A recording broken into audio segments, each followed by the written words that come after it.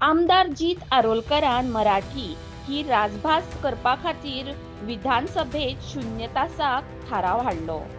हाचे संबंधी मराठी राजभास निर्धार समितीचे प्राचार्य गजानन मांद्रेकर आणि हेरांनी पत्रकार परिषद घेतली आणि आमदार जीत आरोलकर तशेंच मुख्यमंत्री डॉक्टर प्रमोद सावंत हांकां परबी दिली। मारुया एक नजर।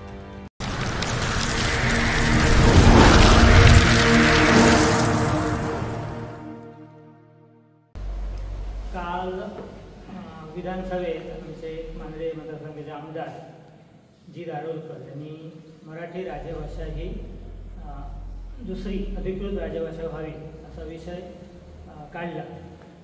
आम्ही ज्यावेळी त्यांना निवेदन दिलेलं त्यावेळी त्यांनी आम्हाला सांगितलेलं की 0 तासाला हा विषय मी नक्की काढेन आणि त्यांनी आपलं वचन पाळलं आणि तो विषय त्यांनी काढला। त्याबद्दल आम्ही त्यांचं अभिनंदन करतो मांद्रे प्रखंडातर्फे। विशेष म्हणजे या प्रकारची निवेदनं 29 आमदार आणि मंत्र्यांना दिली गेली, परंतु त्या 29 पैकी कोणी हा विषय काढला नाही आणि जीत आरोलकरांनी हा विषय काढल्यामुळे विधानसभेमध्ये मराठी राजभाषेचा विषय येऊ शकला। त्याचबरोबर त्यांना ढवळीकर, सुनील ढवळीकर वीज मंत्री त्यांनी समर्थन दिलं, त्यांचेही मी आभार मानतो। आणि ज्यावेळी जीत आरोलकरांना त्यांच्यावरती आक्षेप घेतला गेला की हा विषय 0 तासाला येता कामा नये असा आक्षेप विजय सरदेसाई, युरी आलेमा यांनी घेतला, त्यावेळी मुख्यमंत्री डॉक्टर प्रमोद सावंत यांनी हा विषय 0 तासाला येऊ शकतो असं सांगितलं। त्याबद्दल त्यांचेही आभार मानतो। मध्यंतरी त्यांनी मराठीला योग्य तो मान दिला जाईल आणि मराठीवर अन्याय होणार नाही असं विधान केलं होतं। त्या दृष्टीनं त्यांनी ही पावलं उचलली आहेत असं आम्ही समजतो आणि यापुढे जीत आरोलकरांनी असंच मराठीच्या बाजूने राहावं आणि मराठी राजभाषा व्हावी।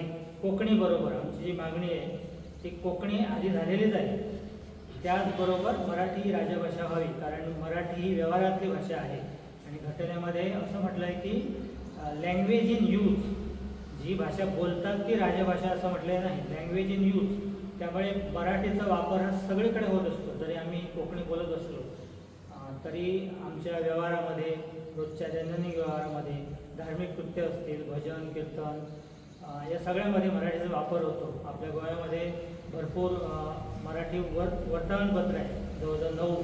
त्याशिवाय महाराष्ट्रातून येणारी लोकसत्ता, महाराष्ट्र टाइम्स, सामना वगैरे वर्तमानपत्र इथे वाचली जातात आणि अलीकडच्या काळामध्ये डिजिटल स्वरूपाची जी वर्तमानपत्र आहेत तीही वाचली जातात। म्हणजे मराठीतली इतकी वृत्तपत्र ज्या अर्थी चालतात त्या अर्थी मराठी वृत्तपत्र वाचली जातात। तर हे सगळं जर बघितलं तर मराठीला राजभाषा करण्यात काही समस्या नाही। नैतिकदृष्ट्या ही मराठी राजभाषा झालीच पाहिजे आणि तार्किक दृष्टीनं म्हणा किंवा तांत्रिक दृष्टीनं म्हणा त्याच्यात कुठली अडचण नाही, कारण आम्ही मराठी प्रेमी या अर्थानं ती मागणी केलेली आहे। मराठी प्रेमी हा कोकणी द्वेषी नसतो आणि आम्ही कोकणीचा द्वेष करत नाही। याचं कारण असं की कोकणी ही सुद्धा एक भारतीय भाषा आहे आणि आम्ही सगळे भारतीय भाषाप्रेमी आहोत आणि त्यामुळे कोकणी राजभाषा झालेलीच आहे।